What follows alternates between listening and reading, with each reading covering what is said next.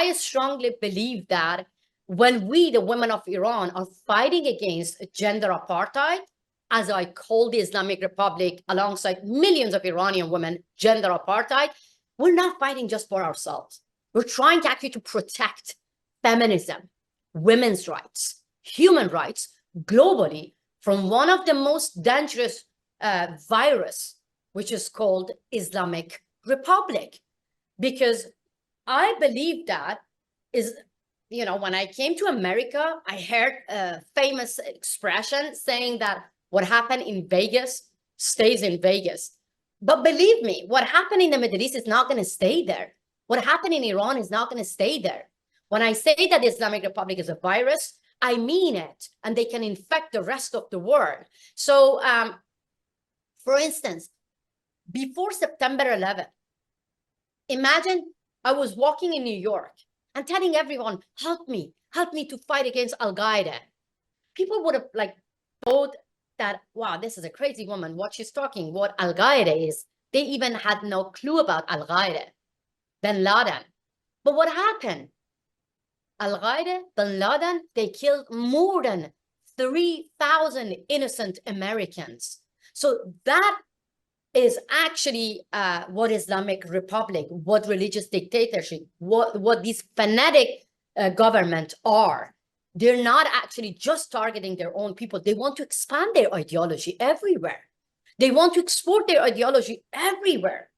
And that's why I believe that when we, the women of Iran and Afghanistan, fighting against Taliban, fighting against Islamic Republic, we're really fighting for the whole women across the globe. We are fighting for the whole world. And that breaks my heart when I see that the news of girls and women being raped in prison in Iran just 2 years ago, now being faded out from everywhere. You remember that across the globe, women were cutting their hair, showing their solidarity with Masih Amini, who was murdered in the morality police, hijab police custody. A lot of women, especially the high representative of EU, the female leaders from Europe to everywhere across the globe, they were cutting their hair to show their solidarity with the women of Iran. What happened? Nothing. Now all those women trying to negotiate with these killers of Mahsa Amini and many other teenagers. What is wrong here that we see showing solidarity is beautiful, but it's just symbolic. We don't see action. Now, I believe that like having women's march in Iran, in Afghanistan is bloody. It's bloody. Girls and women in Afghanistan are not even allowed to get an education, are not even allowed to get a job, or even like move from this place to other place without having their male relative.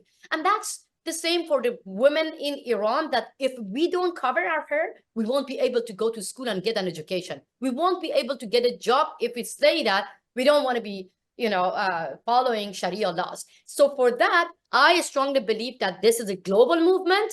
Human rights is global, women's rights is global, and we should get together and make the Islamic Republic and Taliban internationally accountable. Otherwise, believe me, if we don't get united to help the sisters in Iran and Afghanistan, believe me, they will get united and they will end every single of us. They will end equality, democracy, freedom everywhere.